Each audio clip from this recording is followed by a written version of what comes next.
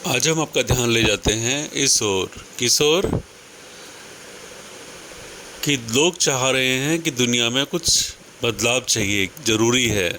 बहुत लोग लगे हैं कि दुनिया सुधरनी चाहिए, ये व्यवस्था ख़राब है, वो व्यवस्था ख़राब है, इसको सुधार होना चाहिए, लेकिन सुधार नहीं हो रहा। तो क्यों नहीं हो रहा है, उस पर हम थोड़ा प्रकाश डालेंगे आज। ठीक है। आपने देखा होगा बहुत सारे समाज सुधारक, विचारक और बुद्धिजीवी लगे हुए हैं देश, धर्म, समाज को सुधारने में, लेकिन सुधार नहीं हो रहा है।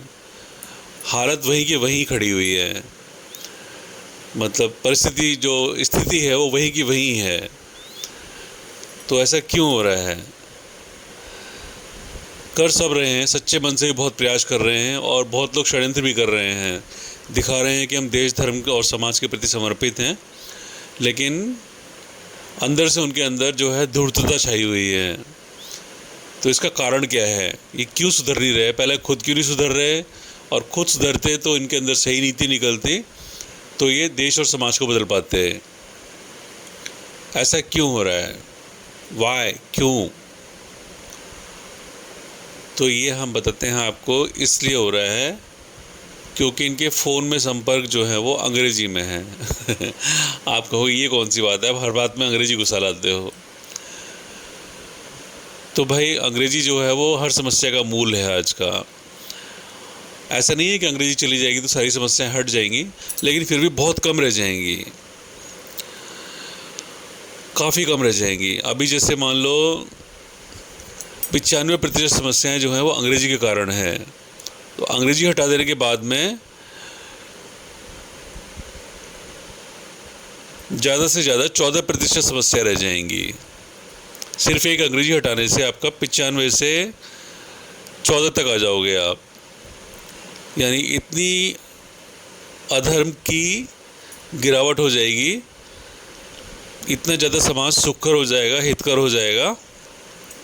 कोई कोई अधर्मी हुआ करेगा, ज़्यादातर लोग सही मार्ग पर चलने वाले होंगे, सतमार्गी होंगे। तो सबका मूल जो निकल के आता है वो अंग्रेजी है। देखो अंग्रेजी की शुरुआत कहाँ से हुई थी? भारत में अंग्रेजी कहाँ से आई? जब मुग़ल शासन था तो हमारी संस्कृत को तोड़ दिया गया, संस्कृत की शिक्षा को तोड़ दिया गया, हमारे विज्ञान के केंद्रों को नष्ट कर दिया गया। तो 1202 ईस्वी में ऐसा किया गया था। उससे पहले तक भारत चल रहा था। भारत विज्ञान का केंद्र था, ज्ञान का केंद्र था। विज्ञान होता है तो आध्यात्मिक ज्ञान भी होता है, जब विज्ञान नहीं होता तो आध्यात्मिक ज्ञान भी नहीं होता। ये दोनों एक दूसरे के पूरक होते हैं। विज्ञान बढ़ने से आध्यात्मिक ज्ञान आता ही आता है। बहुत लोगों को आ जाता है, मतलब सबको तो नहीं आएगा, लेकिन जो भी थोड़े से चिंतक विचारक होंगे उनको आध्यात्मिक ज्ञान जरूर आएगा, और वो सही मार्ग की ओर अपने आप चले जाएंगे। तो विज्ञान बहुत ज़रूरी है। लेकिन 1202 ईस्वी में विज्ञान के केंद्र नष्ट कर दिए गए हमारे। नालंदा हमारा विज्ञान का केंद्र था, उस समय शिक्षा का प्रमुख केंद्र था, शोध और अन्वेषण का प्रमुख केंद्र था, तो उसको नष्ट कर दिया गया। तो फिर धर्म की गिरावट शुरू हो गई। भाई जब विज्ञान नहीं होगा, विज्ञान से हम क्या करते हैं, धर्म में क्या करते हैं? विज्ञान से हमारा धर्म जानने में सही निष्कर्ष निकलते हैं, सम्यक तर्क लगता है। सम्यक तर्क से हम परमात्मा को सही से जान पाते हैं। परमात्मा ज्ञान स्वरूप होता है, और ज्ञान से संस्कार बनते हैं। तो परमात्मा को जब सही से जान पाते हैं तो हमारे संस्कार सही रहते हैं। पर जब विज्ञान नष्ट कर दिया गया तो वो साधना सही रही नहीं। फिर धीरे धीरे हमारे अंदर अज्ञान आता गया, अंधविश्वास आता गया, क्योंकि विज्ञान से हम पूरी तरह से देख पाते हैं कि वास्तव में परमात्मा ऐसा है। लेकिन जब विज्ञान गिर जाएगा तो हम परमात्मा को पूरी तरह से नहीं जान पाएंगे। तो हमारे अंदर बहुत सारे भ्रम रह जाएंगे, शंकाएं रह जाएंगी, प्रश्न रह जाएंगे। तो अपूर्णता रहेगी आध्यात्मिक साधना में। तो फिर अंधविश्वास जन्म लेता है। तो पहले भारतीय होते थे, विक्रमी संवत से लेकर के 1202 ईस्वी तक लोग जो रहे वो भारतीय थे, वो भारत थे। भा मतलब प्रकाश होता है, प्रकाश रथ, ज्ञान रथ, साधना रथ, आध्यात्म रथ, परमात्मा को पाने में रत, लीन, तल्लीन। तो जब विज्ञान नष्ट हुआ तो भारत होना बंद हो गया, धीरे धीरे साधना गिरने लगी, लेकिन फिर भी काफ़ी लंबा खींच लिया उसने। वो साधना 1202 से लेकर के जब तक राम मंदिर तोड़ा गया 1500 ईस्वी तक, तब तक चलती रही। तब तक कोई ज़्यादा गिरावट नहीं आई, मतलब केंद्र नष्ट कर देने के बाद भी साधना चलती रही। भारत गिरने लगा, हिंदुस्तान बनने लगा था, और ये अवस्था कहलाई हिंदू। हिंदू अवस्था क्या है? हिंदू भारतीयों की गिरी हुई अवस्था है, निम्न अवस्था है हिंदू। हिंदू कोई उच्च अवस्था नहीं है जिसको आप गर्व से कहते रहते हो ना, गर्व से कहो हम हिंदू हैं। हिंदू कहने में कोई गर्व की बात नहीं है, गर्व सिर्फ भारतीय कहने में है। हिंदू अवस्था में आध्यात्म की कमी है, अंधविश्वास है, क्योंकि हिंदू अवस्था में जब हिंदुस्तान जो देश था ना, तो विज्ञान नहीं था हमारे पास में। विज्ञान और तर्क परमात्मा को जानने का मुख्य अस्त्र होता है। विज्ञान नहीं रहे तो तर्क खराब हो जाता है हमारा, प्रश्नों के उत्तर पूरे नहीं मिलते विज्ञान के अभाव में। तो हिंदू अवस्था जो थी वो अंधविश्वासी अवस्था थी। फिर मुगल काल के कारण जो है स्त्रियों को पढ़ना बंद हो गया, स्त्रियों का निकलना बाहर बंद हो गया। तो जब माँ मूर्ख हो जाती है तो औलादें भी मूर्ख हो जाती हैं, क्योंकि माँ का ज्ञानी होना बहुत ज़रूरी है हमारी संस्कृति में। हमारी संस्कृति में माता को शिक्षित होना बहुत अनिवार्य बताया गया है। हमारी संस्कृति में ब्रह्मज्ञानी बताया गया है स्त्रियों को। अब सावित्री जो थी वो ब्रह्मज्ञानी थी, तो उन्होंने दूसरा ब्रह्मज्ञानी सत्यवान पर रख लिया था, और ब्रह्मज्ञानी ने ब्रह्मज्ञानी से शादी करी थी। द्रौपदी ने ब्रह्मज्ञानी चुना, द्रौपदी ब्रह्मज्ञानी थी, उन्होंने ब्रह्मज्ञानी चुना। सीता जी ब्रह्मज्ञानी थी, उन्होंने ब्रह्मज्ञानी राम को चुना। तो हमारी संस्कृति में नारी जो है वो ब्रह्मज्ञानी रही है, और उसने फिर अपने बच्चों को सर्वोच्च ज्ञान से संस्कारित किया है। सर्वोच्च नहीं तो चलो सारी नारियाँ सर्वोच्च ज्ञान से संस्कारित नहीं हो सकती, क्योंकि हर नारी जो है ब्रह्मज्ञानी नहीं बन सकती। स्त्री की बुद्धि तो वैसे भी एक दोष होती है, तो सारी नहीं बन सकती। तो सांस्कृतिक प्रभाव तो रहता है ना, जो संस्कार समाज में बहते रहते हैं, माता पिता से, भाइयों से, गुरुओं से, शिक्षकों से, आचार्यों से, मित्रों से, संबंधियों से जो ज्ञान बहता हुआ मिलता रहता है, उससे भी नारियाँ काफ़ी संस्कारित हो जाती हैं। तो हिंदुस्तानी नारी जो है काफ़ी संस्कारित थी, लेकिन अज्ञानी थी। और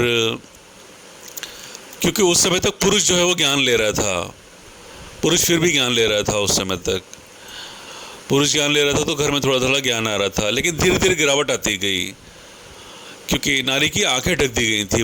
उसको बुर्का पहना दिया गया था। बुर्का नहीं तो मतलब लंबा घूंघट पहना दिया गया था। बुर्का या लंबा घूंघट एक ही बात होती है। नारी की आंखें ढक दी मतलब उसकी बुद्धि ढक दी, विवेक ढक दिया उसका, उसको मूर्ख बना दिया। तो ये बुर्का पहने वाली भी मूर्ख होती हैं, और हमारी लंबी घूंघट वाली भी मूर्ख होती हैं। तो हिंदू जो पैदा होते गए वो मूर्खों की संतान पैदा होते गए। भाई जब माता पढ़ी लिखी नहीं है, माता प्रथम गुरु होती है, तो जो औलादें पैदा हो रही हैं वो क्या पैदा हो रही हैं? धीरे धीरे मूर्ख पैदा हो रही हैं। फिर भी उन मूर्खों में से कुछ लोग जो हैं वो गुरुओं से जुड़ते थे, संतों से जुड़ते थे, तो वो ज्ञानी बन जाते थे।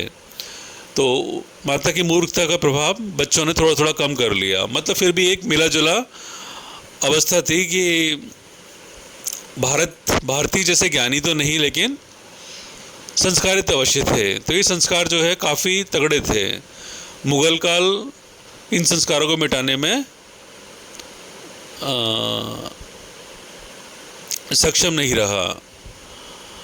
फिर मुगल काल गया, अंग्रेज आए, अंग्रेज़ों ने मुगल काल को मिटा दिया।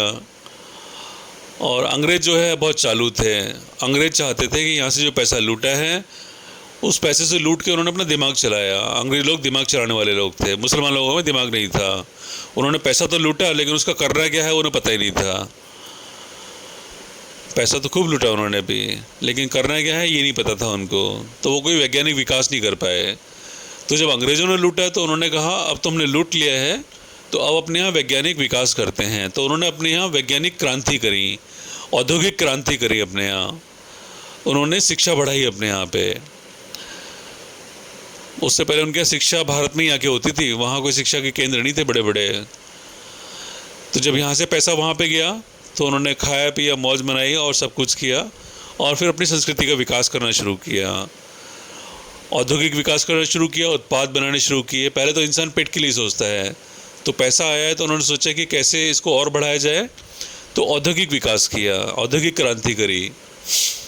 तो 1700 के आसपास से 1700 से ऊपर जाओ थोड़ा सा, 1750 1800 के आसपास में औद्योगिक विकास होना शुरू हो गया वहाँ पर अंग्रेज़ों के यहाँ पे।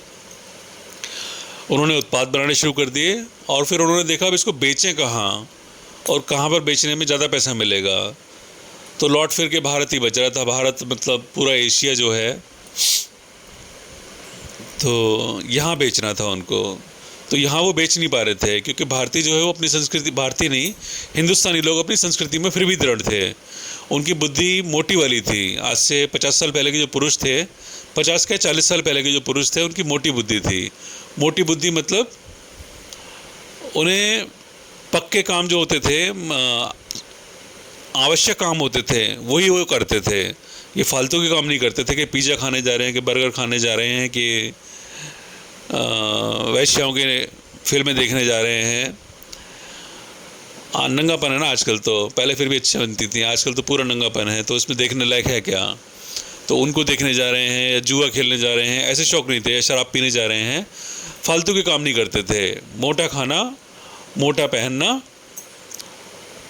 सादा जीवन, उच्च विचार थे भारतीयों के, हिंदुस्तानियों के। बहुत ज्ञानी नहीं थे लेकिन संस्कारित अवश्य थे। तो ये संस्कार 1980 तक बने रहे, 1980 1990 तक बने रहे। तो इन्हीं संस्कारों को मैकाले ने अनुभव किया। अंग्रेज़ों ने एक बंदे को भेजा अपने यहाँ से कि जाओ, हमें भारत पर अपने उत्पाद बेचने हैं और इनके दिमाग को ख़राब करना है पहले, जिससे कि हमारे उत्पाद खरीदें। तो तुम जाके वहाँ पर अध्ययन करो कि हम किस तरह से अपने उत्पादों को इनको बेच पाएँ। क्योंकि भारतीय लोग भोगवादी, हिंदुस्तानी लोग जो थे, वो जो 1800 के आसपास जो गुलामी चल रही थी अंग्रेज़ों की, उस काल में जो हिंदुस्तानी थे वो अज्ञानी अवश्य थे लेकिन संस्कारित थे। तो वो जो है वो अंग्रेज़ी संस्कृति के उत्पाद नहीं ले रहे थे, ना साइकिल ले रहे थे, ना मोटर कार ले रहे थे। कोई राजा रजवाड़े अपनी आवश्यकता के अनुसार ले रहे थे, लेकिन बाकी लोगों में भोग नहीं आ रहा था। उनका जीवन वही था कि पैदल चलना है, शरीर ठीक रहेगा, व्यायाम करेंगे, घोड़े पे चलेंगे। उनकी जीवन पद्धति, विचार पद्धति मतलब वही थी। तो वो बदले ताकि उत्पाद बिकें, इसलिए फिर मैकाले को भेजा गया। तो मैकाले ने पूरे देश का अध्ययन किया। 1835 में सारा अध्ययन किया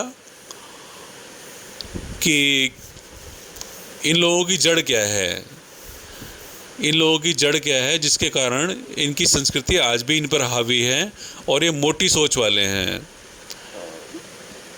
ये हग्गू जीन्स पहनने वाले नहीं हैं, फटी जीन्स पहनने वाले नहीं हैं। तो हमारी जीन्स बिकेगी नहीं, तो हमारी जीन्स कंपनियां तो भूखी मरेंगी। तो अपनी जीन्स कैसे बिकवाएं? उस समय शायद जीन्स बनती होगी। जीन्स भी पुराना पहनावा है अंग्रेज़ों का। जब वस्त्र क्रांति कर ली थी उन्होंने, धागा क्रांति, तो कपड़े भी बेचने थे उनको। जो तब तो शुरू की मौलिक आवश्यकताएं बना के बेच रहे थे ये लोग। नमक अपना बेचना चाहते थे, बहुत सारी चीज़ें अपनी अपनी थोपना चाहते थे ये लोग, लेकिन भारतीय हिंदुस्तानी लोग ले नहीं रहे थे। तो मैकाले ने अध्ययन किया कि इनकी संस्कृति इन पर इसलिए हावी है क्योंकि इनके मन में अभी तक इनकी भाषा जिंदा है। यदि इनके मन की भाषा हटा दी जाए तो ये अपनी संस्कृति से कट जाएंगे। संस्कृति से कट जाएंगे तो हमारी संस्कृति की ओर आएंगे। जब इनको अंग्रेजी पढ़ाएंगे तो धीरे धीरे इनके मन में अंग्रेजी संस्कृति बसने लगेगी, क्योंकि भाषा जो है वो किसी भी संस्कृति से जोड़ने का जरिया होती है। यदि माँ की भाषा अंग्रेजी कर दी जाए तो बच्चे अंग्रेज पैदा होने लगते हैं। तो मैकाले ने वही अध्ययन देखा और उसने कहा कि इनको पढ़ाया जाए, पढ़ाया सबको जाए, फ्री में पढ़ाया जाए, पहले निःशुल्क शिक्षा बांटी जाए और अंग्रेजी शिक्षा पढ़ाई जाए। अंग्रेजी शिक्षा पढ़ाएंगे तो ये लोग धीरे धीरे अंग्रेज बनेंगे, अंग्रेज बनेंगे। तो तब फिर उसके अध्ययन पर, क्योंकि मैकाले ने देखा कि इस देश में, पूरे देश में कोई गरीब नहीं है, भिखारी नहीं है। निर्धन होते थे लोग बाग, लेकिन अपने आप को गरीब नहीं समझते थे। विचार उनके बहुत ऊंचे होते थे। दरिद्रता जो होती है वो वास्तव में विचारों की दरिद्रता होती है। बहुत कम लोग होते हैं जो भोजन के लिए दरिद्र होते हैं, बहुत कम लोग होते हैं। ज़्यादातर लोग जो दरिद्र होते हैं वो विचारों से दरिद्र होते हैं। जैसे आज के इंडियंस हैं, तो इंडियंस जो हैं विचारों से दरिद्र हैं। इनके पास 2-2 गाड़ियाँ हैं, 2-2 फ्लैट हैं, लेकिन ये विचारों से बहुत दरिद्र हैं। तो धरती की सबसे दरिद्र प्रजाति जो है वो इंडियंस हैं। लेकिन जो हिंदुस्तानी थे मैकाले के समय पे, वो दरिद्र नहीं थे। क्यों? क्योंकि भारतीय संस्कार उन पर फिर भी हावी थे, वो हिंदुस्तानी बन गए थे। हिंदुस्तानी मतलब कम अध्यात्म की अवस्था, अज्ञान रहित आध्यात्म, उससे बने निष्कर्ष, उन निष्कर्षों से बनी हुई संस्कृति। तो हिंदुस्तानी संस्कृति भारतीय संस्कृति से बहती आ रही थी और काफ़ी हद तक भारतीय संस्कृति 1850 तक सुरक्षित थी। 1850 नहीं, 1900 तक। तो मैकाले ने फिर अपना एक निष्कर्ष दिया कि अगर इन हिंदुस्तानियों को अपना गुलाम बनाना है, क्योंकि वो वहाँ रहकर गुलाम नहीं बना पा रहे थे, हिंदुस्तान में रहकर हिंदुस्तानियों को गुलाम नहीं बना पा रहे थे। कौन? अंग्रेज लोग। वो अपने उत्पाद नहीं बेच पा रहे थे। बहुत सारा प्रोडक्शन कर रहे थे वो, लेकिन अपने उत्पाद नहीं बेच पा रहे थे। कोई ख़रीदता ही नहीं था, क्योंकि सबकी मोटी सोच थी नमक की रोटी गुड़ से खानी है, मिर्च से खानी है, हमें ये अंकल चिप्स और मैकाले पिकल नहीं लेना, हमको हमारा घर में देसी अचार डालेंगे वही खाएंगे, पैकिंग वाला सामान नहीं लेना है। उस समय नहीं होता था, लेकिन भाव वही है। तो मोटी सोच वाले थे, अपना घर का सब अपना घर का और शुद्ध बना के खाते थे। बाहर की चीज़ों पर इतना विश्वास नहीं करते थे, क्योंकि जब इंसान बेचने निकलता है तो धूर्तता करने लगता है। तो घर से भी कहीं जाते थे तो अपना घर का खाना वाना लेके ही जाते थे, ये नहीं कि रास्ते में खाने लगे कहीं। मोटी सोच वाले लोग थे, मोटा पहनना, मोटा खाना और स्वास्थ्य बनाना अपना, ये उनका सिद्धांत था। तो मैकाले ने कहा कि इनको अगर तोड़ना है तो इनकी भाषा बदलनी पड़ेगी, इनके मन की भाषा बदलेगी, तब ये हम जैसे बनेंगे और हमारे उत्पाद इनमें बिकेंगे। तो उनका मूल था आर्थिक क्रांति करना। मैकाले को लाने की योजना थी अंग्रेज़ों की आर्थिक क्रांति करना। जो पैसा यहाँ से लूट के ले गए थे, उसके आधार पर वो अपना औद्योगिक विकास कर रहे थे, और उस औद्योगिक विकास से और पैसा कमाना था। तो बेचना कहाँ था? थर्ड वर्ल्ड में। थर्ड वर्ल्ड यानी पहला यूरोप हो गया, दूसरा अमेरिका हो गया और तीसरा जो है वो एशिया हो गया, एशिया और अफ्रीका। तो अफ्रीका तो बहुत ही गरीब था, भारत में संपन्नता थी, हिंदुस्तान में फिर भी संपन्नता थी, बहुत पैसा था। तो कहाँ उत्पाद बेचोगे? हिंदुस्तान में बेचोगे। तो यहाँ के लोगों को लत लगाने के लिए फिर इनके मन की भाषा बदली गई, अंग्रेजी। तब 1850 के आसपास जो है वो 1835 में मैकाले ने बिल पास किया, अपनी रिपोर्ट दी कि यदि इनको अपना गुलाम बनाना है, अपने उत्पाद यहाँ पर बेचने हैं, तो इनको अंग्रेजी पढ़ानी होगी हमको। जब ये हमारी भाषा सीखेंगे, भाषा ही जड़ है, जब ये हमारी भाषा सीखेंगे तभी हम जैसे बनने की कोशिश करेंगे और हमारे उत्पाद खरीदेंगे। फिर हम जो भी बना के देंगे ये गर्व से पहनेंगे उसको। अभी इन्हें भारतीय संस्कृति में गर्व है, हिंदुस्तानी भले ही बन गए हैं, लेकिन इनको गर्व अभी भी भारतीय संस्कृति में है। तो उसने अपनी रिपोर्ट पेश करी और उसके आधार पर फिर 1850 के आसपास नई शिक्षा नीति आई, मैकाले की शिक्षा नीति आई। तो शिक्षा जो है वो समाज को बदल देती है, पूरी तरह से बदल देती है। तो अंग्रेज़ी शिक्षा लागू की गई, लेकिन कोई अंग्रेज़ी पढ़ने नहीं चाहता था। तो इन लोगों ने फिर षड्यंत्र किया, फ्री शिक्षा बांटनी शुरू कर दी। तो जहाँ फ्री होता है ना, वहाँ हमेशा घपला होता है। जीवन में कभी भी किसी जगह अगर निःशुल्क लिखा देखो, तो जो निःशुल्क का मालिक है उसमें पकड़कर लाल चप्पल से 14 चप्पल मारना और उसको भगा देना वहाँ से। निःशुल्क कभी नहीं देना होता। भारतीय संस्कृति में निःशुल्क जो है पाप है। कभी भी निःशुल्क नहीं लेना, ना देना, ना ऐसे लोगों को पनपने देना। जो निःशुल्क की बात करे उसके पिछवाड़े पे जोर की लात दो, चाहे वो संत हो, चाहे गुरु हो, चाहे कोई भी हो। निःशुल्क कभी नहीं। चाहे गुरु भी होगा ना, तो वो भी ये कहेगा, बेटा शुल्क तो तेरे को देना है, बस तू इतना करना कि तू 10 लोगों को और को सिखा देना, तो ये शुल्क हो गया। तो अब जिसने उससे गुरु से सेवा ली है वो 10 लोगों को देगा, तो एक परिश्रम देगा ना, तो शुल्क लेना अनिवार्य होता है। बिना शुल्क के हर व्यवस्था पाप होती है, और जो चीज़ दी जाती है वो व्यर्थ जाती है, शुल्क अवश्य लेना होता है। तो इन्होंने निःशुल्क लाना शुरू कर दिया और इन्होंने दवाइयाँ बनानी शुरू कर दी थी अपने यहाँ पे। तो इन्होंने कहा कि भारत का आयुर्वेद को भी नष्ट करना है। आयुर्वेद जो है वो बड़ा आर्थिक, हेल्थ सेक्टर जो होता है वो अर्थ का एक बहुत बड़ा केंद्र होता है। तो दूसरा उन्होंने किया है कि अपने यहाँ से दवाइयाँ बनानी शुरू करी शोध कर करके, और उनको फिर भारत में बेचना शुरू किया। तो शिक्षा जो है ज़बरदस्ती फ्री करी गई, शिक्षा के नाम पर लोगों को जोड़ा गया और उनको ईसाई बनाना शुरू कर दिया गया। धीरे धीरे पहले सिर्फ शिक्षा दी गई उनको, फिर धीरे धीरे जैसे जैसे वो अंग्रेज़ों के रेडी होते गए, उनको फिर अंग्रेज़ बनाते गए। और दूसरा कारण ये भी था कि कुछ जो हमारी वो थी, जैसे लॉ सेक्टर हो गया, कानूनी व्यवस्था हो गई उस समय की, तो कानूनी पढ़ाई पढ़ने के लिए अंग्रेज़ों के यहाँ जाना ही पड़ता था, लंदन जाना पड़ता था, या भारत में अंग्रेज़ी स्कूल बनाए गए तो वहाँ पढ़ना पड़ता था। तो अंग्रेज़ी को व्यवस्था बनाया गया फिर धीरे धीरे करके, षड्यंत्र के तहत अंग्रेज़ी को व्यवस्था बनाया गया लोगों की। और दूसरा किया मेडिकल जगत ने मदर टेरेसा को भेजा और दुनिया भर में उनके केंद्र खोले, पूरे देश में, अफ्रीका में,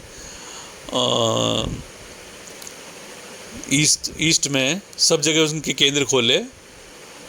30 साल की उम्र में उसके 150 देशों में केंद्र थे मदर टेरेसा के। मतलब इतना तेज़ी से काम करवाया गया था सारे देशों को प्रभावित करने के लिए, सब जगह अपना उत्पाद बेचने के लिए, दवाइयाँ बेचने के लिए। तो वहाँ डॉक्टर खड़े करे गए और फ्री दवाइयाँ दी गई, फ्री उपचार किया गया। फिर जब लोगों की आदत पड़ने लगी तो उनको फिर क्रिश्चियन बनाना शुरू किया गया, अंग्रेज़ बनाना शुरू किया गया, अंग्रेज़ी पढ़वाना उनको शुरू किया गया। यह जताना शुरू किया गया कि अंग्रेज़ जो है बहुत अच्छे होते हैं, बहुत अच्छे होते हैं। पर अंग्रेज़ क्या थे? षड्यंत्र थे। भारत में अंग्रेज़ी क्यों घुसाई गई, हिंदुस्तान में अंग्रेज़ी क्यों घुसाई गई? एक षड्यंत्र के तहत घुसाई गई।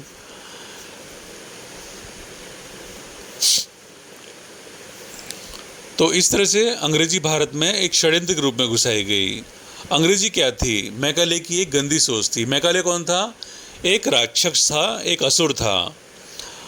असुर था वो, असुर जो गंदे विचारों वाला होता है, गंदा आहार जिसका होता है। नंगी संस्कृति से आया ना वो, जहाँ पे औरत में कोई मर्यादा नहीं होती, उस नंगी संस्कृति से आया था, जहाँ औरतें शराब पीती हैं और ढेरों संबंध बनाती हैं,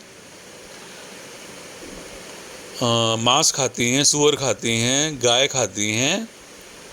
उस संस्कृति से निकले हुए एक गंदे विचार वाले व्यक्ति ने, दुष्ट विचारों वाले व्यक्ति मैकाले ने अपने मन में चिंतन किया और निष्कर्ष निकाला कि इस देश में, हिंदुस्तान में, हिंदुस्तानियों में अंग्रेज़ी रोपित की जाए।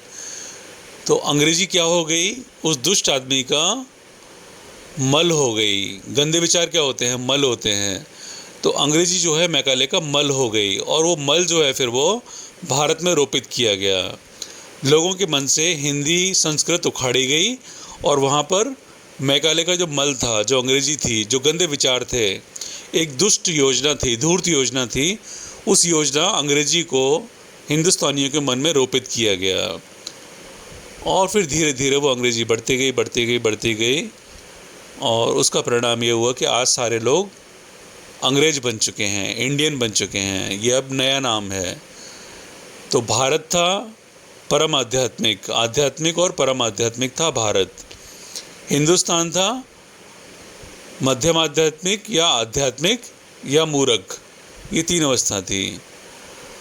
भाई जो आध्यात्मिक ज्ञान ले रहा है वो आध्यात्मिक हो गया, जो समाज में बहते ज्ञान आध्यात्म से पोषित हो रहा है वो मध्यम आध्यात्मिक हो गया, और जो आध्यात्मिक साधना नहीं कर रहा है, बहुत सारे लोग होते थे हिंदुस्तानी जो आध्यात्मिक साधना नहीं कर पाते थे, तो ये लोग हो गए मूर्ख।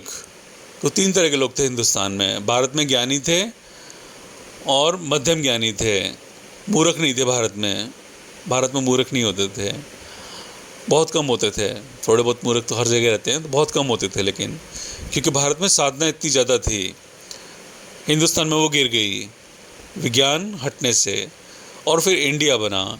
इंडिया में परम मूर्ख पैदा हुए जो कि अंग्रेज़ी संस्कृति, अंग्रेज़ी को दिव्य सच उत्तम सर्वोत्तम मानने वाले लोग थे।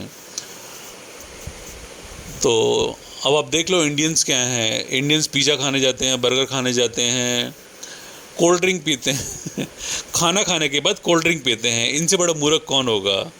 खाने को पचाने के लिए पेट में हीट चाहिए होती है, पेट में गर्मी होती है, ऊष्मा होती है। उस ऊष्मा से खाने के जो कण होते हैं, जैसे रोटी खाई उसके छोटे कण बनते हैं, तो एसिड से, पित्त से और पतले टूटते हैं। गर्मी से, गर्मी और एसिड से और छोटे छोटे टूटते हैं, उसका रस बनता है, तब फिर वो शरीर में लगता है। अगर उसमें कोल्ड ड्रिंक डाल दी जाए तो क्या होता है, वो पचता नहीं है, वो बेकार हो जाता है। तो फिर एक मूर्ख प्रजाति पैदा हुई, इंडियन। इंडियन, इनके मन की भाषा क्या थी, अंग्रेजी है। इनके मन की भाषा अंग्रेजी है, ये इंडियन है। और ये मैकाले का षड्यंत्र है। अंग्रेजी मैकाले का मल थी, मैकाले की टट्टी थी अंग्रेजी। मैकाले के गंदे निष्कर्ष थे ना, गंदे विचार थे, गंदी योजना थी, तो गंदगी को मल कहा गया है हमारे उसमें। कृष्ण जी ने क्या किया था, कंस से मल्ल युद्ध किया था। कंस क्या था, कंस मल था, गंदे विचार थे। तो कृष्ण जी ने टट्टी युद्ध किया था कंस से, मल्ल युद्ध। मल्ल युद्ध तो दिख रहा है कि वो मल्ल युद्ध है, पर वास्तव में उसका दर्शन जो है वो मल्ल युद्ध है। अब कृष्ण जी ने अपने दिमाग में से गंदगी हटाई तो और शक्ति पाई उन्होंने। फिर मथुरा के राजा बने वो, मतलब पात्र बन गए थे राजा बनने के। तो मैकाले ने क्या रोपित किया है, मल रोपित किया है। किसके मन में, इंडियन के मन में। तो जिनके मन में अंग्रेजी बसी हुई है, वहाँ क्या बसा हुआ है वास्तव में, मैकाले का मल बसा हुआ है। अब मल बोलो तो थोड़ा अच्छा लगता है, हिंदी का शब्द हो गया, थोड़ा सा बिगाड़ के बोल दो तो टट्टी होती है। तो अंग्रेजी जो है मैकाले की टट्टी है, और इंडियंस के मन में जो अंग्रेजी भरी हुई है वो मैकाले की टट्टी है, ठीक है ना। मैकाले के गंदे विचार हैं, गंदी योजना है। तो मैकाले की गंदी योजना का परिणाम है ये इंडियंस।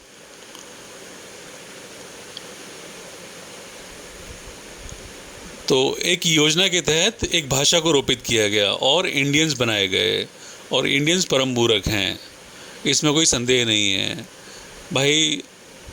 आयुर्वेद जैसी विद्या जो कि चुटकियों में इलाज करती है, चुटकियों में, अगर उसके सिद्धांत आपको पता है तो चुटकियों में इलाज करती है, 2 दिन के अंदर किसी भी रोग को ठीक कर देती है। बस आपको उसके जो सिद्धांत पता होने चाहिए।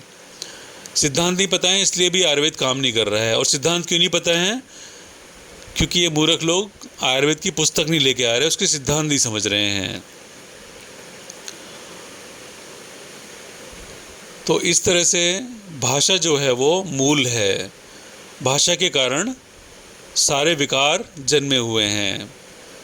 तो लोग क्यों नहीं सुधर रहे हैं, क्योंकि सबके मन में जो है अंग्रेजी बसी हुई है। किसी का ये फ़ोन उठा के देख लो आप, कितना भी बड़ा समाज सुधारक हो, विचारक हो, चिंतक हो, चाहे मोदी हो, चाहे पता नहीं बाबा रामदेव जी के फ़ोन में क्या है नहीं है, उनके संपर्क किस भाषा में मुझे नहीं पता, वो मेरे गुरु हैं। बालकृष्ण जी की तो आईडी ही अंग्रेजी में बनी हुई है, अभी तक उन्होंने हिंदी में नहीं किया, ट्विटर पे भी नहीं किया, कहीं नहीं किया। ये बड़े बड़े विचारक हैं, ठीक है ना, हमारे संस्कृति के महायोद्धा हैं। तो इनके ही दिमाग में मल भरा हुआ है, मैकाले का मल इनके दिमाग में ही भरा हुआ है। अंग्रेजी अभी भी नहीं छोड़ रहे, जिस अंग्रेजी के कारण 1000 साल की गुलामी में, 800 साल की गुलामी में अंग्रेजी नहीं बच पाई, संस्कृति नहीं उखड़ पाई, भारतीय संस्कृति नहीं उखड़ पाई, उस अंग्रेजी को ये आज भी अपने अंदर जीवित रखे हुए हैं। भाषा ही मूल होती है उन्नति का या विकास का, वैचारिक उन्नति ही उन्नति होती है। तो वैचारिक उन्नति क्यों नहीं हो रही, क्योंकि अंग्रेजी फिर भी पकड़ी हुई है इन्होंने, अंग्रेजी से प्रेम नहीं छूट रहा है इनका। तो जितने भी विचारक हैं, जितने भी समाज सुधारक लगे हुए हैं, सब अंग्रेजी को पकड़ के बैठे हुए हैं। सबके फ़ोन में संपर्क जो है वो अंग्रेजी में भरे हुए हैं। भाई जब तक आप भाषा नहीं छोड़ोगे और अपनी संस्कृति की भाषा नहीं पकड़ोगे, तब तक आपके भीतर से सम्यक निष्कर्ष निकल के नहीं आएंगे, तब तक समाज में बदलाव नहीं आएगा। अभी क्या हो रहा है, सामने से तो हागा हुआ साफ़ कर रहे हैं, सामने से तो गंदगी साफ़ कर रहे हैं झाड़ू से, आगे आगे चलते जा रहे हैं और गंदगी साफ़ कर रहे हैं। सबसे कह रहे हैं ये चीज़ गंदी है, वो चीज़ गंदी है, वो चीज़ गंदी है, इसको हटाओ, उसको हटाओ। और पीछे से क्या कर रहे हैं, हगते जा रहे हैं। तो आगे से साफ़ कर रहे हैं, पीछे से हगते जा रहे हैं। क्यों? क्योंकि दिमाग में अंग्रेजी भरी हुई है, अभी भी अंग्रेजी प्रेम नहीं छूट रहा है। जो गंदगी की जड़ है भाषा है, भाषा के कारण ही तो दूसरी संस्कृति हावी है हम पर। उसी कारण तो अपने धर्म को नहीं जान रहे हैं, उसी कारण हम ज्ञान नहीं पा पा रहे हैं, उसी के कारण ज्ञान से जो संस्कार बनते हैं वो नहीं पा पा रहे हैं। तो सारा मूल क्या हो गया? भाषा हो गई, भाषा ही मूल है। तो वो नहीं कर रहे हैं लोग। सारे समाज सुधारक जो हैं वो अंग्रेजी से अपने थॉट्स बना रहे हैं, विचार बना रहे हैं और आगे आगे साफ कर रहे हैं, पीछे पीछे हग रहे हैं। इसलिए समाज सुधर नहीं रहा, देश सुधर नहीं रहा। चिंतक विचारक बहुत लगे हुए हैं, लेकिन जड़ पे कोई नहीं पहुंच रहा। मैकाले जड़ पे पहुंचा था। मैकाले ने बोला था कि अगर हिंदुस्तानियों को बदलना है तो इनकी संस्कृति को नष्ट करना होगा, इनके मन में से भाषा हटानी होगी। क्यों? क्योंकि जो भाषा चलती है उसकी संस्कृति हावी हो जाती है। तो ये जयकाले कह रहा है आपसे, मेरा नाम जयकाले है, मैं शिव जी का रुद्र हूँ और मैं कह रहा हूँ कि यदि आपको सुख की संस्कृति चाहिए, समाज में सुख चाहिए, अपने परिवार में सुख चाहिए, अपने जीवन में सुख चाहिए, अपने कुटुंब में सुख चाहिए, देश में सुख चाहिए, संसार में सुख चाहिए, तो सुख की भाषा लेके आओ। सुख की भाषा संस्कृत है या हिंदी है, तमिल है, गुजराती है, मराठी है, जिसमें भारतीय संस्कृति बहती है। तो हिंदी भी नहीं, हमें संस्कृत की ओर बढ़ना है। अब हिंदी को भी हटा दिया हमने, संस्कृत की ओर बढ़ना है। संस्कृत से हमें सर्वोच्च संस्कार मिलेंगे, क्योंकि हम देवों से जुड़ेंगे। देवों की वाणी है संस्कृत। तो हमारे पतन का मूल कारण क्या था? भाषा थी। मुग़ल आए पर हमारी भाषा नहीं बदल पाए, क्योंकि उनकी भाषा जो बड़ी गंदी थी। उर्दू जो थी ना, वो लिखने विखने में बहुत गंदी थी। बोलने में हमारी भाषा थी, तो कोई हमारे ऊपर विशेष प्रभाव नहीं पड़ा उसका। लेकिन अंग्रेजी बोलने में बहुत अलग है और त्रुटिपूर्ण है। सारा ही षड्यंत्र है इनका। इनकी भाषा भी षड्यंत्र है, इनका दिमाग भी षड्यंत्र है। रजोगुड़ी लोग जो होते हैं ना, ये परम षड्यंत्रकारी लोग होते हैं। परम षड्यंत्रकारी लोग होते हैं रजोगुड़ी लोग। और ईसाई लोग जो हैं, अंग्रेज लोग जो हैं, ये रजोगुड़ी संस्कृति वाले हैं। रजोगुड़ी लोग बहुत धूर्त होते हैं। अगर अपनी नीचता पर उतर आए तो ये बहुत धूर्त होते हैं और आपका सगा बनकर आपको छल के ले जाएंगे। इनसे बड़ा छलिया कोई नहीं होता। तामसिक लोग छलिया नहीं होते। तामसिक लोग सीधी बात करते हैं या कभी कभी धूर्तता भी करते हैं और आपको तलवार से अपना गुलाम बनाते हैं, तलवार से अपने काम बनाते हैं। लेकिन रजोगुड़ी लोग दिमाग से खेलते हैं। इनके दिमाग पर बड़ा अच्छा नियंत्रण होता है। उससे आपको उल्लू बनाकर काम करते हैं। तो उल्लू बनाकर ही अंग्रेज़ों ने भारत में शासन बनाया था अपना, और तामसिक लोगों को हटा दिया था। मुसलमान तामसिक लोग थे, मूर्ख लोग थे। परम मूर्ख लोग जो होते हैं वो तामसिक लोग होते हैं। मुसलमान शासक जो थे वो मूर्ख लोग थे, और अंग्रेज लोग थे चतुर लोग थे, शाणे लोग, मतलब षड्यंत्रकारी लोग थे। और भारतीय लोग सीधे सच्चे ज्ञानी चतुर। लेकिन हिंदुस्तानी चतुर नहीं थे। क्यों? क्योंकि ज्ञान साधना गिर गई थी, विज्ञान के केंद्र नष्ट हो गए थे। इसलिए हिंदू जो है फिर बाद में अंग्रेज़ों के षड्यंत्र में फंस गए और अंग्रेज बन गए, इंडियन बन गए। अब ये इंडियन फंसे हुए हैं कोरोना के जाल में, मारे जा रहे हैं। क्यों मारे जा रहे हैं? क्योंकि ये आयुर्वेद की ओर नहीं बढ़ रहे हैं। आयुर्वेद की ओर बढ़ेंगे तो ये अपने धर्म की ओर पूरा बढ़ जाएंगे, हर तरह से सुरक्षित हो जाएंगे, रोगों से भी सुरक्षित हो जाएंगे, और इनकी संस्कृति वापस इन पर पुनः हावी हो जाएगी। क्योंकि आयुर्वेद सीखने के लिए भी संस्कृत सीखनी पड़ेगी। जब गुरुकुली शिक्षा प्रणाली में आयुर्वेद सीखोगे तो वहाँ संस्कृत भी सीखनी पड़ेगी।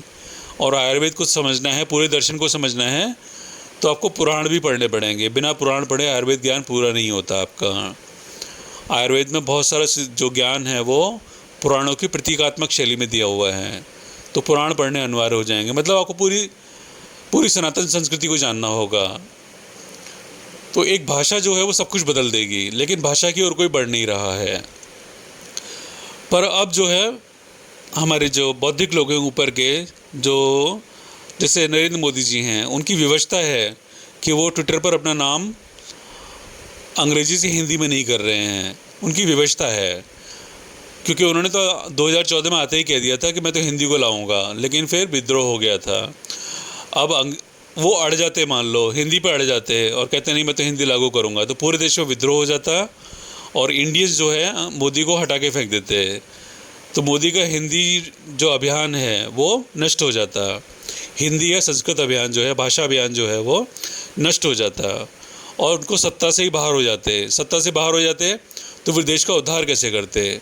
तो उन्होंने फिर रजोगुड़ खेला, चाल खेली। उन्होंने कहा ठीक है अभी चुप हो जाता हूँ पर धीरे से काम करूँगा।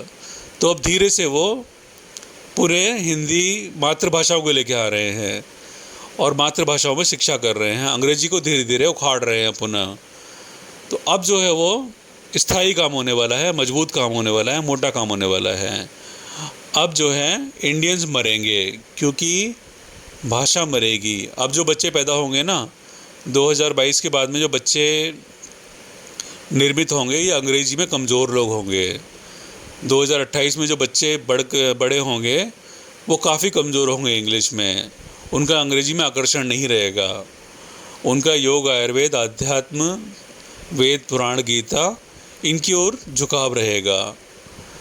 आपने देखा था ना एक वीडियो आया था जिसमें एक हीरोइन, साउथ की हीरोइन थी, दक्षिण की, प्रिया प्रकाश वारियर, उसने एक लड़के अर्जुन को क्लास में आंख मारी थी।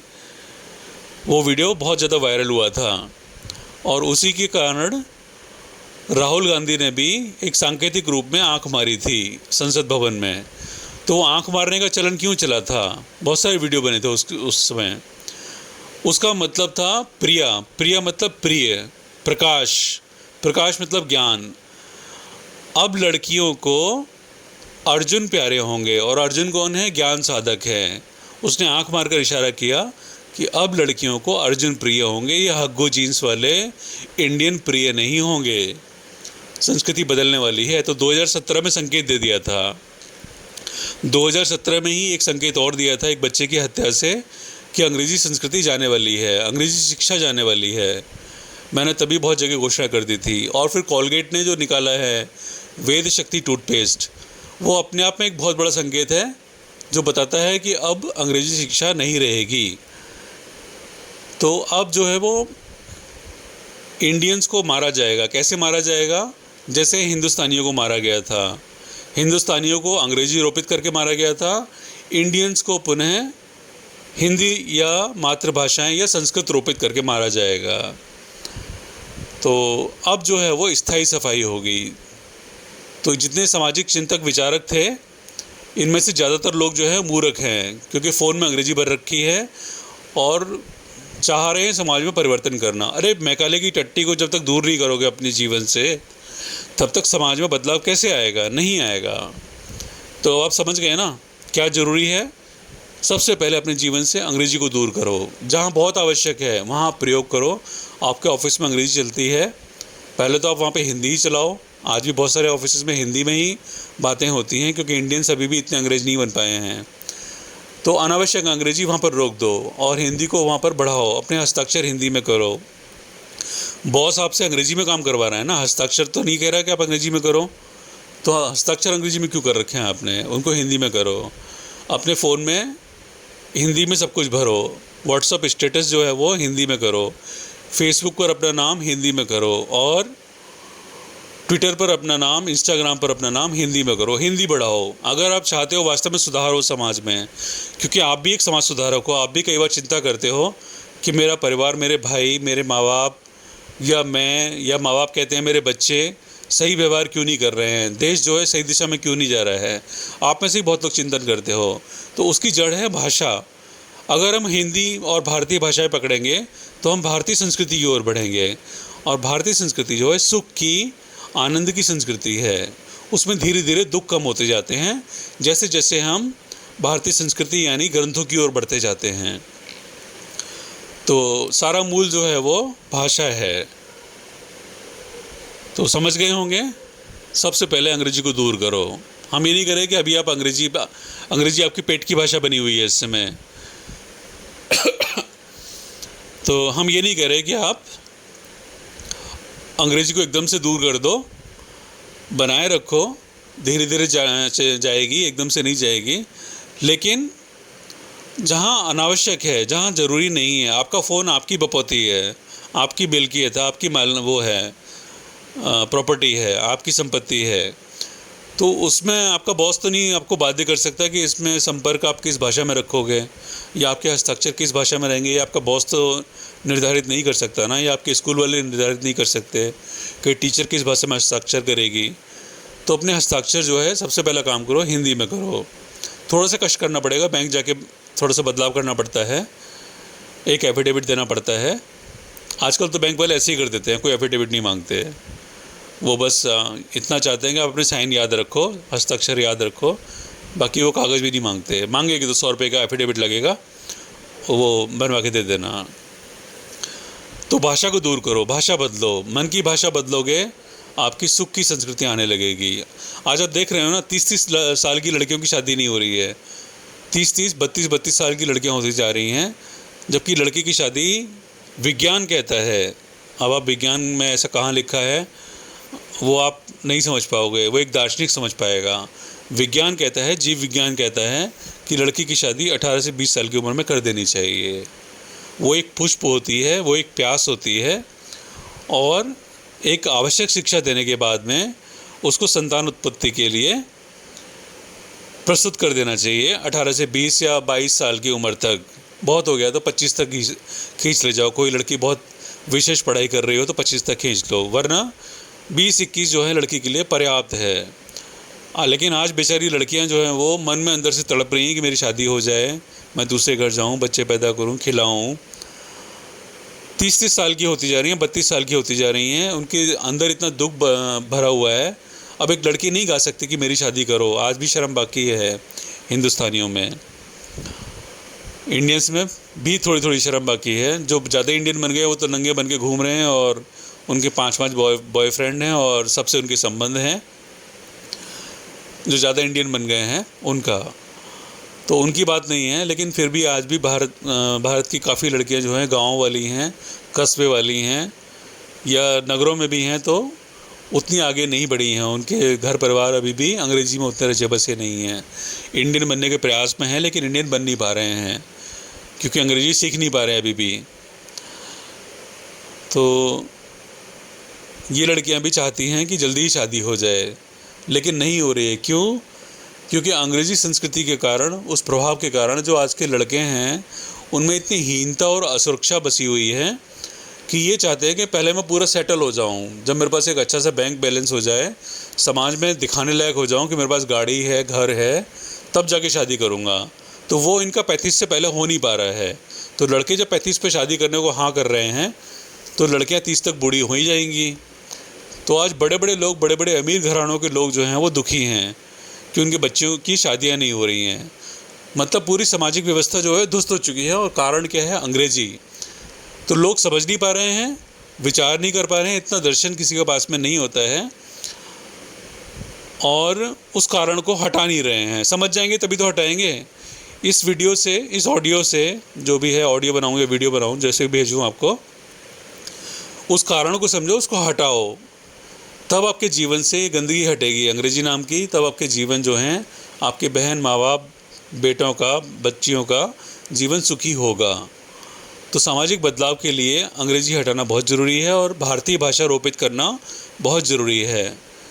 निज भाषा अहें सब उन्नति को मूल। हमारी भाषा ही सारी उन्नति का मूल है। Language is the tool of social engineering. भाषा जो है वो सामाजिक अभियांत्रिकी का अस्त्र होती है, मुख्य अस्त्र होती है। यदि समाज बदलना है, समाज दुक्कर हो गया है, अहितकर हो गया है, रोगी हो गया है, पीड़ित हो गया है, गंदा हो गया है, तो भाषा बदलो। तो साधारण भाषा लेके आओ या देव भाषा लेके आओ। देव भाषा लाओगे तो समाज बहुत जल्दी बदल जाएगा। देव भाषा संस्कृत लेके आओ। अभी हिंदी का भी समय नहीं रहा, हिंदी की भी विदाई करो, गुजराती, मराठी, तमिल की भी विदाई करो, संस्कृत लेके आओ, संस्कृत बढ़ाओ। हिंदी, गुजराती, मराठी जीवित रखना, आपको जीवित रखनी है, लेकिन संस्कृत की ओर बढ़ना है हमको। तो भाषा ही जो है वो सारी वैचारिक क्रांति का अभियान होती है, अस्त्र होती है। भाषा ही मूल है, और भाषा के कारण ही जो है वो समाज सुधारक जो है सही बदलाव नहीं ला पा रहे। तो आशा है आप समझ गए होंगे तो इसको आगे बढ़ाइएगा। अष्टु नारायण, ब्रह्मर्षि अष्टु नाम था मेरा, अब अष्टु नारायण कर दिया है। बीच में देवर्षि अष्टु भी रहा और बहुत जल्दी नारायण ठाकुर हो रहा है और कुछ समय बाद नारायण कर दूंगा, नारायण ठाकुर या नारायण ठाकुर जी। ठोकने में आ रहा हूँ मैं, ठोकना है मेरे को बहुतों को, क्योंकि अंग्रेजी उखाड़नी है। मेरे को महादेव ने एक ही काम दिया है, तू जाके लोगों की भाषा को उखाड़। तो बहुत लोग हैं जो मेरे काम पे लग रहे हैं, मुझे समझ रहे हैं, मुझे सुन रहे हैं और मेरे काम पे लग गए हैं। उन्होंने लोगों को लिखना शुरू कर दिया है, बताना शुरू कर दिया है कि अंग्रेजी मैकाले की टट्टी है। जिसके फ़ोन में संपर्क अंग्रेजी में भरे हैं उसके सर में मैकाले की टट्टी भरी है। टट्टी क्यों कह रहा हूँ? क्योंकि ये विचार कि लोगों के मन में अंग्रेजी रोपित कर दो, ये गंदा विचार था। किसी को किसी की संस्कृति से दूर करने का विचार बहुत गंदा विचार होता है। तो मैकाले ने एक गंदा विचार उत्पन्न किया और गंदगी टट्टी को कहते हैं, मल को कहते हैं, विष्ठा को कहते हैं। तो भारत में जो अंग्रेजी बढ़ी हुई है ये मैकाले की मल के कारण आई है, मैकाले की गलत बुद्धि के कारण आई है। तो इससे सिद्ध होता है कि अंग्रेजी जो है मैकाले की टट्टी है और हमें ये टट्टी हटानी है पहले। जब तक ये टट्टी नहीं हटेगी हमारा समाज नहीं सुधरेगा। तो एक हाथ से आप टट्टी हटाओ, दूसरे हाथ से आप संस्कृत रोपित करो, हिंदी रोपित। हिंदी तो है ही है, तमिल, गुजराती, मराठी तो सब जानते ही हैं, हमें संस्कृत रोपित करनी है। तो मैं संस्कृत के अभियान में लगा हुआ हूँ, मेरा साथ दो, मेरी शक्ति बनो, मेरा सहयोग करो, थोड़ा सा आर्थिक सहयोग भी दो। हम काफ़ी आचार्यों को जोड़ रहे हैं संस्कृत के, उनकी सेवा भी कर रहे हैं, उनको धन भी दे रहे हैं। संस्कृत के काफ़ी अच्छे अच्छे आचार्य हैं हमारे साथ में, लेकिन बेचारे बहुत गरीब हैं। वो ऐसे घरों में रह रहे हैं जहाँ पर बहुत शोर रहता है, वो वीडियो बना के भेजते हैं, लेकिन उनके घरों का जो बच्चों का शोर होता है वो वीडियो में बहुत स्पष्ट सुनाई देता है। तो थोड़ा थोड़ा आर्थिक सहयोग करो तो हम उनको सहयोग करवा पाएंगे। कुछ लोगों से हमने धन लेकर उनको दिलवाया भी है, अभी थोड़ा ही दिलवाया है, ज़्यादा तो दिया नहीं उन्होंने भी। अभी महत्ता समझ नहीं आई है ना उसकी, जैसे जैसे महत्ता समझ में आएगी वैसे वैसे धन दान भी बढ़ेगा। तो हमारा सहयोग करो, हम ऐसे लोगों को बढ़ा रहे हैं। संस्कृत शिक्षण का हम अभियान चालू कर रहे हैं। हमें भी नहीं आती हुई संस्कृत, वैसे 12वीं तक पढ़ी है, शायद 10वीं तक तो थी, 12वीं तक थी कि नहीं मैं भूल गया हूँ। यूपी बोर्ड में 12वीं तक थी, बता देना मेरे को, मुझे ध्यान नहीं आ रहा है। 11वीं 12वीं में संस्कृत पढ़ी थी कि नहीं ध्यान नहीं आ रहा है। 10वीं तक तो थी हमारे पास, तो भूल गए हैं, उसको दोबारा से हम दोहरा रहे हैं, सीख रहे हैं और आपको भी सिखवाएंगे। हम बहुत सारे समूह बना रहे हैं संस्कृत के। आप अपने बच्चों को संस्कृत से जोड़ो, हमारे साथ जोड़ो,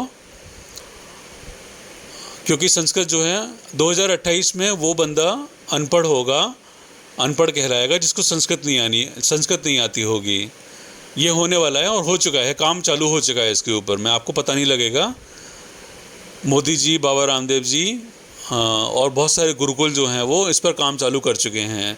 यही भारत में ही नहीं, कनाडा, फ्रांस, जर्मनी, ऑस्ट्रेलिया, सब जगह संस्कृत पर काम चालू हो गया है। एक इंडियन सी मूर्ख हैं जिन्हें दिखाई नहीं दे रहा कि समाज में बदलाव, दुनिया में बदलाव आरंभ हो गया है। तो नई व्यवस्था के लिए आगे आओ, अपनी आहुति दो, कुछ समय कष्ट सहोगे, आगे अच्छा नाम पाओगे। संस्कृत के लिए आगे आओ, सहयोगी बनो, व्हाट्सएप समूह बनाने में सहयोग करो और लाइव ऑनलाइन क्लासेस से आप सीखो। अभी ऑनलाइन सीखो, फिर बाद में जैसे जैसे गुरुकुल बनेंगे तो वहाँ पर आप सीखोगे। गुरुकुल की व्यवस्था भी हम देंगे। जैसे जैसे आप आर्थिक सहयोग हमको बढ़ाओगे, हम गुरुकुल देंगे जिसमें धर्म का ज्ञान भी होगा, पुराणों का ज्ञान भी होगा। पतंजलि जो है वो वेदों का ज्ञान देंगे, वो पुराणों का ज्ञान नहीं देंगे। और हम जो है आपको पुराणों का ज्ञान देंगे। पुराणों का ज्ञान भारत में जहाँ तक मुझे दिख रहा है मेरे पास ही है। अभी तक मेरे को कोई दूसरा योद्धा नहीं दिखा जो पुराणों का ज्ञान दे सके, रामायण महाभारत और पुराणों का ज्ञान दे सके या ज्योतिष दर्शन का ज्ञान दे सके। वो पूरे भारत में कोई दिख नहीं रहा है।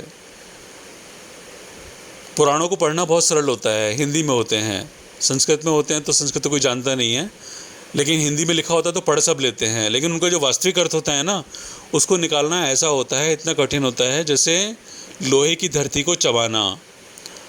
मतलब कोई विरला भाग्यशाली ही पुराणों को समझ सकता है, वरना आज तक जितने योद्धा हुए हैं पुराणों को समझने वाले, वो या तो इनको पाखंड कह के भाग गए या समाज में अंधविश्वास फैला गए।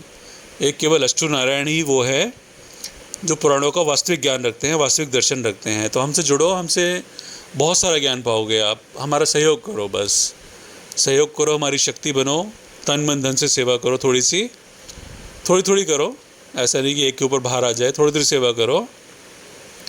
हर माह की 14 तारीख को हम 14 बजे आपसे दान की अपेक्षा रखते हैं।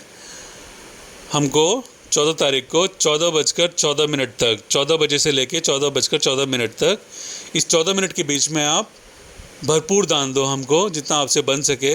तो हम इस व्यवस्था को लागू कर रहे हैं, संस्कृत की व्यवस्था दे रहे हैं और धर्म शिक्षण भी दे रहे हैं, आयुर्वेद शिक्षण भी दे रहे हैं। हमारा दर्शन बहुत गहरा है। मैं NIT नागपुर से अभियंता हूँ, मेटलर्जी अभियंता। मेटलर्जी अग्नि विद्या होती है और हमारा धर्म जो होता है, ज्योतिष, आयुर्वेद और धर्म, सारे धर्म जो हैं वो अग्नि पर बसे हुए हैं, ताप पर बनाए गए हैं। सारे धर्म ताप पर आधारित हैं, ताप पर बनाए गए हैं, टेम्परेचर पर बनाए गए हैं। तो धर्म की जितनी समझ मुझको है उतनी बाकी भारत में आपको कहीं नहीं मिलेगी। धर्म के बहुत सारे पहलुओं में बहुत तरह से जाना जाता है, तो अलग अलग तरह के जानकार हैं, लेकिन एक व्यापक जो समझ है वो सिर्फ हमारे पास मिलेगी। जैसे बाबा रामदेव जी के पास, मेरे गुरु जी के पास चले जाओगे तो वो कहेंगे मुझे पुराण नहीं आते भैया, मैं उनको नहीं जानता। लेकिन मैं वेदों का दर्शन भी जानता हूँ, वेद नहीं आते भी मेरे को। वेदों की शिक्षा भी मैं 2028 तक उपलब्ध करवा दूँगा। पतंजलि से वेद पढ़े ज्ञानी लेकर वेदों की शिक्षा भी उपलब्ध करवा दूँगा। शुरू में ऑनलाइन करवा देंगे, बाद में गुरुकुल में होगी, क्योंकि वेदों की शिक्षा गुरुकुल में ही होती है, वो ऑनलाइन नहीं हो सकती या ना यूट्यूब से हो सकती। उसके लिए तो लंबी व्यवस्था में चलना पड़ता है। तो वहाँ से हम वेदाचार्य लेंगे, वेद ज्ञाता लेंगे, विद्वान लेंगे, और अपने साथ जोड़कर उनके माध्यम से लोगों को वेद भी सिखवाएंगे। तो एक व्यापक व्यवस्था देंगे हम भी। बस सहयोग करो आप। और समझ गए हो तो सबसे पहले काम आपको ये करना है कि अंग्रेजी को अपने फ़ोन से दूर करो। फ़ोन आज आपके प्राण हैं, आत्मा है। हर व्यक्ति की जान फ़ोन में पड़ी हुई है। तो सबसे पहले फ़ोन की शुद्धि करो, फ़ोन में से टट्टी बाहर करो। ना व्हाट्सअप स्टेटस पे टट्टी दिखनी चाहिए, यानी अंग्रेजी दिखनी चाहिए, नहीं दिखनी चाहिए मतलब। ना आपका नाम अंग्रेजी में दिखना चाहिए, गुजराती में रखो, मराठी में रखो, तमिल में रखो, किसी भाषा में रखो, अंग्रेजी में नहीं होना चाहिए। क्योंकि अंग्रेजी एक षड्यंत्र थी, षड्यंत्र को आगे नहीं बढ़ाते हम। अगर आप अंग्रेजी में जी रहे हो, अपने घर में नेम प्लेट अंग्रेजी में लगा रहे हो, तो आप षड्यंत्र में, मैकाले के षड्यंत्र के भागीदारी हो। आप पाप कर रहे हो भारत माता के साथ में। आप इस देश में दूसरी संस्कृति रोपित करने का पाप कर रहे हो, और इसीलिए भारत माता आपको कोरोना के रूप में दंड दे रही है। ये कोरोना इसीलिए प्रकट हुआ है क्योंकि लोग जाने अनजाने में भारत माता के साथ में और अपने धर्म के साथ में अन्याय कर रहे हैं। अपने ऋषियों के साथ में, ऋषियों में जूता मार रहे हैं अंग्रेजी अपनाकर। भाई, ऋषियों ने इतनी दिव्य भाषा बना के दी और आप उसको मिटाने में लगे हो, हर तरह से मिटाने में लगे हो। शर्म नहीं आ रही है आपको? हर जगह अंग्रेजी पढ़ा रहे हो, तो आप उनमें जूता मार रहे हो, अपने ऋषियों में। तो हर जगह से अंग्रेजी दूर करो, फेसबुक से दूर करो, ट्विटर से दूर करो, इंस्टाग्राम से दूर करो। जहाँ तक हो सके अपने रिज्यूम हिंदी में बनाओ। इसको बढ़ाना शुरू करो। डरो मत, आप डरो मत, आप बस क्रांति करो, वैचारिक क्रांति करो। मैंने 2011 में जब मेरी नौकरी छूटी थी तो हिंदी में रिज्यूम बना के भेजा था। जब मुझे बहुत ज़्यादा रिक्वेस्ट की गई तब मैंने अंग्रेजी में बना के दोबारा भेजा कंसल्टेंट को। मैंने कहा मेरी नौकरी छूट गई, मुझे नौकरी नहीं चाहिए, अगर हिंदी में देनी है तो दो। लेकिन फिर बोले कि मेरा आपकी नौकरी लग जाएगी तो मेरा थोड़ा प्रॉफिट हो जाएगा, मेरा भी कमीशन होता है। तब फिर मैंने उसकी खातिर कर दिया थोड़ा सा। मतलब मेरा विद्रोह जो है वो 2011 से चालू है और मैं लगा हुआ हूँ। मैंने बहुत कुछ खोया है इस विद्रोह के कारण, लेकिन बहुत कुछ पाया भी है। वो पाया है जो भारत में शायद ही किसी ज्ञानी ने पाया हो, शायद ही, मतलब हो ही नहीं सकता जो मैंने पाया है। अब वो क्या पाया है, जब मुझसे जुड़ोगे, पूरा समझोगे, तब पता लगेगा आपको। ऐसे तो ऐसा लगेगा कि डींगे हाँक रहा है, अहंकार दिखा रहा है, घमंड दिखा रहा है, अपने आप को ज्ञानी बता रहा है। जब जुड़ोगे, जानोगे, तब कहोगे कि हाँ वाकई में अष्टू जी ने परम ज्ञान पाया है। और जो हमने बोला दान देने के लिए 14 तारीख को, वो तभी देना जब आपके फ़ोन में संपर्क हिंदी में हो या गुजराती में हो या मराठी में हो या तमिल में हो, अन्यथा मत देना। हमें गंदगी